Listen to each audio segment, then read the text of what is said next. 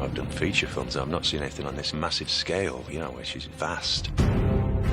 It's just an epic. It is huge. It's never been done before in television on this scale. It's a character-driven story, but within a genre which is rarely seen on television.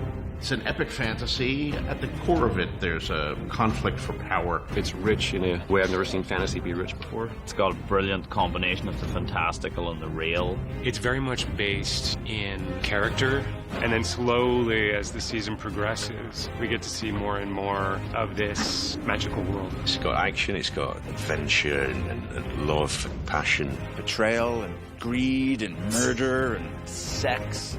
Every character has such a full story. It's pretty intense. There's real emotion and there's real relationships that you can understand and relate to, and there's so many twists and turns. The fantasy fans will love it, but the HBO audience, those people are going to love it too.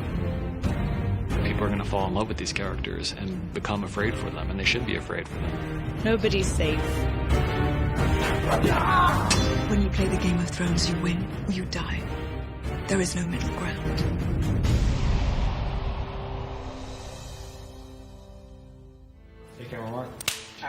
I began this series in 1991, and the minute the book started to hit the bestseller list, one starts getting inquiries from producers who are interested in optioning it for a feature film. And I remember talking to my agents and saying, it can't be done. There's too much. The books are too big. They would have to cut so much there would be nothing left. This is a story that's so rich, and there's so many characters, and it is so many different viewpoints and narratives all woven together with incredible expertise. And it was such an intricate tapestry that he was weaving that we couldn't imagine mutilating it to make it into a feature script. So the only way to do this is as a series of series on HBO. That's where my series belongs. So I told my agents, go forth and make it happen. About 3.5 years ago, George Martin's agent sent me 4 books, and I started reading, and about 70 pages in, I got completely hooked. And a few hundred pages later, I called Dan. I said, tell me if I'm completely crazy, but I'm in the middle of this book called Game of Thrones, and I think it's the best read I've had in God knows how long. The next day I said you weren't crazy, and 2.5 days later I was done with a 900-page book. You're always a little bit afraid when you sell a work of yours to be adapted to television and film, because, of course, the history of Hollywood is full of cases where they just keep the title and change everything. George Martin is the creator of this world, and in a very real sense, we're all walking in his dream right now. I think we were cleaving really close to the source material because to be honest, we really, really respect and love the source material. My fans are going to be very happy because they're going to see the story that I told come alive in a different medium, played by some fantastic actors. Our cast is just astonishing. We felt that not only in terms of the principal casting, but the background casting, you should get a sense of these are the people, the type of people that live in each of these worlds. I think finding the tone is the real challenge in casting all of them, because the material is so epic. It's an ensemble piece. You're so dependent on having good actors to work with, and very blessed in this show. I'm most amazed with the kids. The kids are so good. I think the biggest challenge on season 1 was finding the kids. It took a long time. The kids are so central. They're going to be the heart and soul of it as it continues. Their stories become more and more important, and it gives us a great deal of confidence to know that we can give them the ball and they'll run with it because they're so good. When I first got the audition for Game of Thrones, my mum heard about the books and she started reading them, and she soon found out that they were quite adult and that maybe I shouldn't read them. She would just tell me what goes on. And then coming to the sets, and it was just like how Mum explained it. It's unbelievable, really, because when you read a scene in a book, you kind of start to imagine what's going to be like. And then you get on set, and it's better. The palette is varied and fascinating. You've got the northernmost kingdoms being covered with snow and all this harsh landscape. You've got sort of the middle kingdoms, which are lush, and then you've got the southern, sort of dry, arid, deserty sort of places. We had researched probably 14 different countries before we settled on Northern Ireland, and Malta The decision to shoot in Northern Ireland was predicated on being able to find a wide variety of locations very close to Belfast. And there are mountains, and there are fertile green fields, and there are beautiful old-growth forests, and there's just such a range of environments. The great thing about Belfast is you've got the paint hall we've been filming, which is just the biggest set you've ever seen. And then they find these incredible locations. Certain areas just lend themselves, they just look so spectacular that you know that if you could get the story into them, that would reflect amazing Irish landscape. All these years and I still feel like an outsider when I come here. You're not an outsider. When I got into this job, there was a call for a spectacular tree. And I had a folder of sexy trees, and that was one of them. And we also had to build a little pond just in front of it, which got excavated and reinforced. The art department is so amazing with what they've created. Winterfell's such a huge castle, and it's so fantastically detailed. The butchers that are there and the armourer, it helps you so much as an actor to really just believe in where you are and what you're doing. The first scenes that we shot were all shot in an authentic medieval castle. I would think as an actor, standing in a place where actual noblemen were standing 700 years ago must be fairly inspiring. You feel like you're part of a world here that's real and living and breathing. For some of the bigger moments, the King's arrival, the main title, all those call for bigger instrumentation. This is the first time we meet King Robert. It's the first time the king has been to Winterfell. The first time he's really seen the extent of the north. It's the very beginning of the piece, and and Robert's coming up with his whole entourage, but there is certain tension. My queen. Take me to your crypt. I want to pay my respects. We've been riding for a month, my love. Surely the dead can wait. Ned. We're dealing with such a complex world, so musically and instrumentation-wise, there was really a wide range that I could pull from. So we have everything in this show, from old instruments, Western instrument, violin, cello, but then also a lot of modern instruments, like a lot of synthesizers and just sounds that are manipulated, so to create really a wide range of sound. What we've tried to do is be as eclectic in our sources and our choices of references for everything, whether it's costumes, props, set, locations we've chosen. All the worlds that I adore, I've managed to kind of go into and pluck out bits that I think have become appropriate for all our different worlds that we're trying to create. We went a lot of Far Eastern, bit of Moroccan, African, traditional medieval, but not trying to go for that ye olde English look. But if you mix it up enough and don't use too much of one culture, then it works. Gemma was very clear that she wanted to give every world its own distinct feel. So when you're at Castle Black, you know you're at Castle Black. You're not going to confuse it for Pentos, and you're not going to confuse it for Winterfell. The Winterfell of any of them is probably the closest to a kind of traditional Northern European world, with kind of thick, strong castle walls and big stone. And I just really looked at the kind of northern castles, etc., of Europe. The north is a little bit Scandinavian, but really that's the closest you get to grungy, old-fashioned medieval, because it's dour and dark and nasty. The architecture of the north is much rougher, it's much more decayed, it's cold, the weather's got to it, so everything's going to get eaten away. So we bought over 30 truckload of salvage timber, most of them over 200 years old. That worked really well for the north, because it's been eaten away, rotted away. We used a lot of smoke at Winterfell to make it feel like people were working there, to make it alive, and just to create another dimension to it. Smoke brings it to life, just makes it look like people are there. People are doing things, people are burning things. The North basically have to clothe themselves with products they can get within a 50-mile radius. There's not much trading, so they tend to wear greys and blues, quite murky colours. It's very leather-based, very practical, lots of fur. It's a direwolf. There are no direwolves south of the wall. No, there are 5. The direwolf's not been seen for many years around Winterfell, and so it's kind of an omen, a dead direwolf that's just littered the birth of pups. And, it's a massive creature. The direwolf is our banner, our sign. There are 5 pups. 1 for each of the Stark children. We were meant to have them. It's obvious to Jon at that point what this means. The direwolf is the sigil of the Stark house, that there's 5 of them, that there's 5 Stark children. This is clearly a sign. These are all Inuit dogs, which is a breed that was developed basically to have a dog that looks like a wolf. The dogs are supposed to rip people's throat out and eviscerate people. We teach them to do things that will make them look like they're attacking. The actors are like a prop.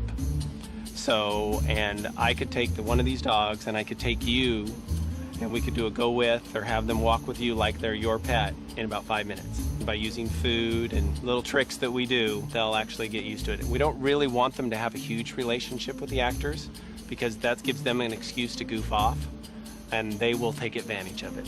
It's a big challenge. There's a lot of attacks. Plus they have to work with little kids, which that's always a scary combination. We want the dogs to look as fierce and mean as possible, but then they have to be with a 6-year-old child. And then otherwise we have ravens. And they're actually as trainable as a dog. And they are so inquisitive and so interested in food and stuff, they're like a child, and they'll find a way to get in trouble very, very quickly. And inevitably it's a problem. You know, somebody's got a sandwich and the bird ends up landing on them trying to get the sandwich. So we have to tell people, sorry, you can't have food on set while the ravens are working. There are some scenes where they're supposed to look like they're soaring in the sky, and we're going to use a wind machine with a blue screen to make them look like they're actually soaring. Lord Commander, a raven. Castle Black is the furthest north that we go at the moment, and sits at the bottom of the ice wall, and it's supposed to be grim. You get the feeling the whole thing's gone to rack and ruin. Castle Black is historically supposed to be a place that was quite grand, and it's sort of faded and fallen into disrepair. It's filthy, it's freezing cold. The mess hall is foul, very, very brutal, very sparse. I did some research on people who lived way up in the Antarctica. Some of it was sort of Eskimos and things where they live on whale blubber and they're all pale and everything is white. And so all the food is just very kind of basic, sort of colourless stews. The intention was to build it as somewhere where they could work and not be constantly worrying about CGI and green screen and all the rest of it. And I think we've been relatively successful on that. At the base of the wall, we've got Castle Black, which is an incredibly bleak castle that you'd think no one would want to inhabit. And our art department have built a fantastic set here, up to a certain height, and a certain amount of it contains all the action that we are concerned about for episodes 1 to 10. But we want to establish something a bit grander than that, so we have to put on towers which top that up on what we've built here. So it's our job to take on the wider shots here and add those bits and pieces. The top of the wall set we're building on stage. That's achieved by building it on a rostrum about 10 foot above the ground. And then we create plywood formers to give us the shape of the ice. Then our plasters go on top of that with plaster, resin, and lots of sea salt to give it some sparkle. Then our painters come in, give it some more colour, some more texture, and then we erect a green screen around 180 degrees of it, and then we get some wind effects, some snow effects. I wanted to be here when you saw it for the first time. The actual wall theme, or the Night's Watchman theme, we have strings, we have very low bells, so there's something intimidating about that one, but also something that later on can turn into something majestic and honorable for when Snow and the others take their vows. And bear witness to my vow. Night gathers, and now my watch begins. It shall not end until my death. You walk into Castle Black and there it is, and there's the wall, and there's the lift for the wall, and there's all the things you've read about. And it's very easy to get immersed in that world with such incredible sets and detail put in. One of the biggest challenges, I think, in The Night's Watch was to be able to tell you something about the different backgrounds of these people by the costume that they had on, and the costume had to be black. It's not a uniform because they're not funded enough to do that anymore. The higher people will bring clothes with them that are probably more suitable. The others actually often arrive in a thin jacket. So that's all they have, and you actually visibly see them freezing, and then obviously as they qualify, they start gaining more clothes. Well, Lord Snow, it appears you're the least useless person here. We work with a wonderful fight director called Buster, and we didn't have much time to learn the fights, but Buster was brilliant, and you can pretend that you're a hard warrior. I was pretty fortunate with these guys. They're all pretty athletic. They all seem to grasp it pretty well. These fights, it's more like a dance. You're learning a dance, And I remember a few times we're all ready to go, just about to shout out action, and I'm thinking in my head, oh my, I can't remember the third move, you know, and I know that third move, there's something coming towards me. You have to train people very differently. You know, like with the Ned and Jamie, we used a little bit of the knights of old with the hack and slash, versus we used a lot of Japanese katana style for Jamie's fight, just the way he held his sword and the way he twirled it. Both are different styles. I have a much more direct style, whereas Jamie is much more kind of eloquent and affected in his style of fighting. You never want to do a flick for a flick's sake. You won't stand next to someone and all of a sudden just throw a back somersault for the sake of throwing a back somersault. You know, so you try and find cool stuff that you can kind of believe that they needed to do. We want to make this real. We want to show the brutality of fighting and what really happens when you get stabbed. And for example, in the Hill Tribe fight, we decided we wanted to make this really gory, so we're going to bash one of the Hill Tribesmen's faces in, and we wanted to actually show the bashing of the face in. So we started the action with a stuntman with a hit, shot Peter pounding down on a face, and also now we're shooting Peter pounding down on a prosthetic face. So you'll see it being beaten and blood popping out of it, and it's going to be pretty horrible. Jesus. We're approaching visual effects in a very specific way. We want visual effects to be as real as possible. Yes, there are fantasy elements, but what we're trying to do is to make the fantastical as real as possible. A lot of what we do is just adding little bits and pieces to shots that hopefully nobody would even realise. We've got some big crowd scenes happening at the Sept of Baelor when they do the Ned's beheading. We've got out at Essos when we've got the whole camp. It's going to be a big crowd scene. And they did it, at the tournament we were doing that. The tournament set we built on location at Shane's Castle. That is all built with materials sourced at Shane's Castle. We picked the trees in the wood. They were felled for our job and brought over about a quarter-mile trip to the tournament ground. And then when we take it down, we'll cut up that timber on site, and that'll be given to people in that area, really. I've been sitting here for days! Start the damn joust before I piss myself. What they do with animals is amazing. We rehearse everything very carefully before we get on set to make sure everyone's going to be safe. I have actors' horses that I use. They're all trained for the actors, so they do the job for them. So the horse goes from A to B, and it's very quiet, so it goes on set, it doesn't notice anything. Then I have my stunt horses, which are different, which they're a bit more faster, and then one of them is trained to fall over. Everyone was absolutely gobsmacked. I didn't know if it was actually supposed to happen at the beginning, because they didn't tell any of us. I was like, oh my God, is someone hurt? Now the fence is all made out of, it's like kind of made of a type of foam. So as soon as it lands on the fence collapses, so the horse has no harm at all, there's nothing to it. And the horse is already trained to fall. And as soon as it's on the floor, it knows that its job's done. That horse, all it does is fall over, that's all it's trained for. They're very clever, they get used to it. They know what rolling is, they know what turnover is, and they know what action is. And they go straight away, they go on action. Action! I think Renly was very excited about seeing Sir Loras Tyrrell in his armour for the first time. Wonderful, I mean, gleaming armour. The first time I saw even the costume, it blew me away. It's just so beautiful. It's a work of art. It's quite interesting to tie together the structure and the mechanics that you need for the armour to actually articulate and move with this very organic kind of flowing forms that Michelle was looking for. The armour's great, it looks brilliant. It's kind of tough to wear though. It definitely hurts the shoulders quite a bit because it's not even that heavy, it constricts you. It takes a while to get this on. I mean, to imagine that people would actually fight in it is beyond me. But it looks fantastic. The guys from King's Landing and the South have this kind of elegant, sleek, tailored look to them. As you go south, obviously, they're near the sea, they can trade, they have silks, they have colours. It's much more sort of Mediterranean feel. There's more jewellery. It's beautiful. Like the one your mother wears.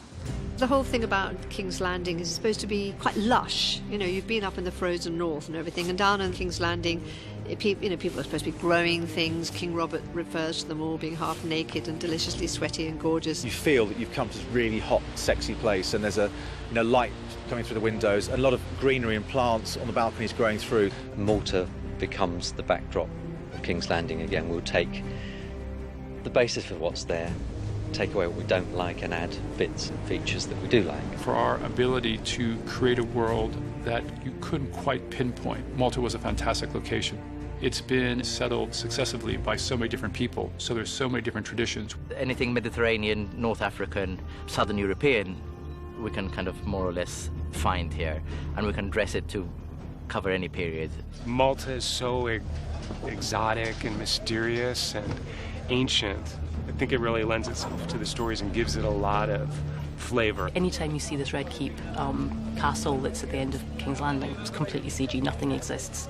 And that's going into a lot of locations that we're doing here. We wanted to try and make the castle itself, the Red Keep, have a sort of indoor-outdoor feeling. So many of the rooms have got balconies and lots of lovely things growing and beautiful perfumes and flowers, so that all the time they're outside, they're inside. We have 2 large sets for King's Landing. There's a composite set for all the personal quarters in the Red Keep. And then we have the throne room. The throne room is magnificent. It's huge. It's got this Pantheon floor. It's got these great big pillars. I wanted to try and make that feel incredibly sort of cathedral-esque. It's very lavish, very ornate. As you come in, you go through some massive bronze doors. So as you open that, you reveal this beautiful throne room with marble floors throughout. And then all along one side, you've got some terrific stained glass windows that pour light in across the marble floor. And then you walk up to the throne itself, which is sitting on a bronze dais. And then behind that is a beautiful stained glass window, so you get all that light pouring in over the king. The centermost prop in Westeros is the Iron Throne. So we wanted to get it right. Obviously, we'd made a model of it in the art department. We had a lovely prop maker here called Gavin who made it. It's quite a frightening piece. It is literally blackened swords bent into a throne. It's melted and pitted and hammered and uncomfortable, which is what it's supposed to be. The first time I walked through the throne room, I was really intimidated. It's the size of a football field. I didn't know how we were going to light it. I didn't know how we were going to fill it with people. I didn't know how I was going to move them through the space. Thankfully, we figured it out. The throne room's pretty amazing. When you go into a set that they've built, and just the sheer size of that, it's just makes you feel like you're in this sort of mystical story.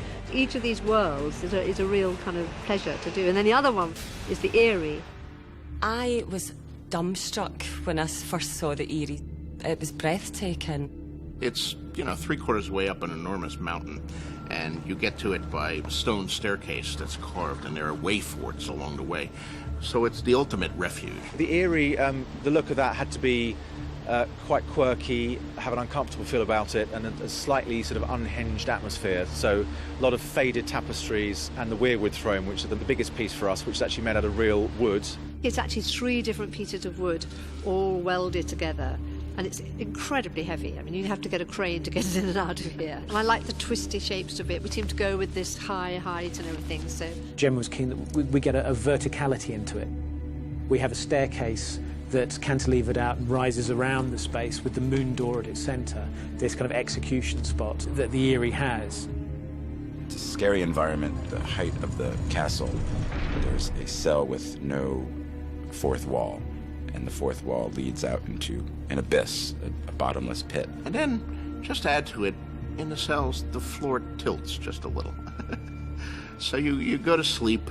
Going to sleep would be terrifying, because if you move in your sleep and you kind of roll, you would naturally roll in the direction of the slope, and, you would wake up a foot from the edge. Obviously, it's supposed to be a sort of, 1,000-foot drop beneath it. So we had a lot of wind there. And we also had falling water coming through that set, running down the middle. It's supposed to look sort of wet and horrible. You just get such a feeling of this being her kingdom. The whole throne with the gnarly wood and the greys, and it just, all the kind of dusty feeling. The sets are amazing on this. It's just more than I ever would have anticipated or expected. I mean, look where we are. It's incredible. We've been very lucky in our locations. We've been able to come to Malta and film in a wide range of spaces. St. Anton's Palace, for example, it's the President's Palace. Malta was also chosen because it had a fantastic coastline. A lot of our story has to do with the continent separated by a narrow sea. It won't be long now. Soon you will cross the narrow sea and take back your father's throne. When will they be married? Soon. The Dothraki never stay still for long.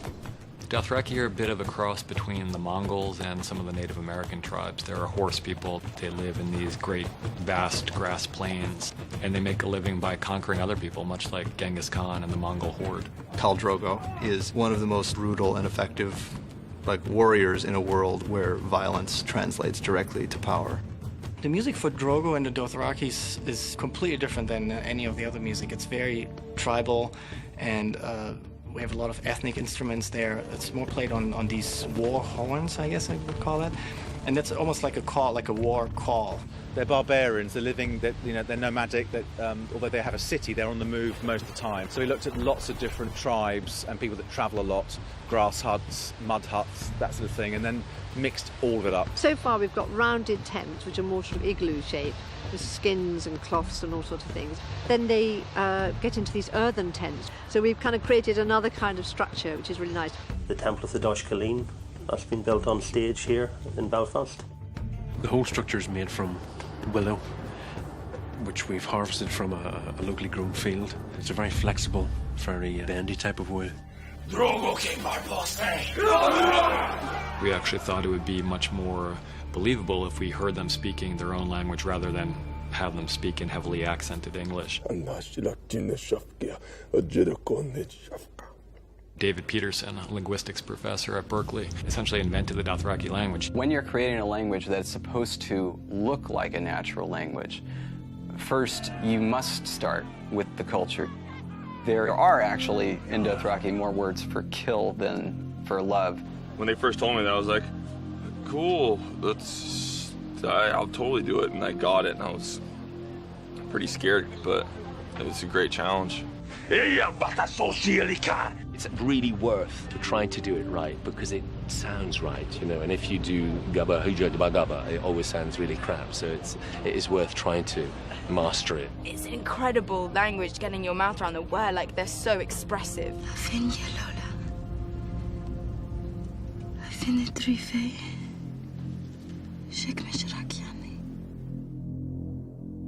We're building this fantastic funeral pyre in Matalib, which is on the west coast of the island. And this is where we see one of our main characters, his burial. Very kind of sophisticated in the fact that the whole framework is welded and made from special effects. We had 2 stunt women on fire. So it's a complex sequence, but it went really well. You're under the impression that she's going to kill herself and give everything up. So musically, it's powerful, it's tribal, it's emotional. But then on the following day, we realize she's still alive, and then it unfolds that the dragons are hatching, and she becomes this very powerful person. So at that moment, we're playing something musically that we actually have never heard before, and so we are playing out her theme in its full glory. It's just the best story. You follow it and you get excited by it, and when you think you've got it figured, it completely changes its mind. It's encompassing, actually. Without the costumes, it could be contemporary life. It's about people caring, fighting, loving, hating. You think you know them, you think you've got them pegged as what they seemingly are, but they really aren't. It's been very, satisfying, very exhilarating for me to play a part that is got that much depth, and and I've been able to explore it to that extent. To have the freedom to combine traditions and to combine the fantasy elements was a great challenge, and it gave me a whole new respect for the genre. There's something about the depth of the world that George has built such an amazing foundation for that tends to pull both fantasy and non-fantasy fans alike into. And just the idea of taking this story, which George Martin created, and actually knowing from the beginning, from now, the essential shape of the entire series, it's incredible luxury for us as screenwriters. All of the things that I was trying to do in it, they got, and they liked, and they wanted to preserve in it, So this is David and Dan's baby. They're the showrunners, and they're making the ultimate decisions here. But it's still recognizably my baby too. Starks are always right eventually. Winter is coming.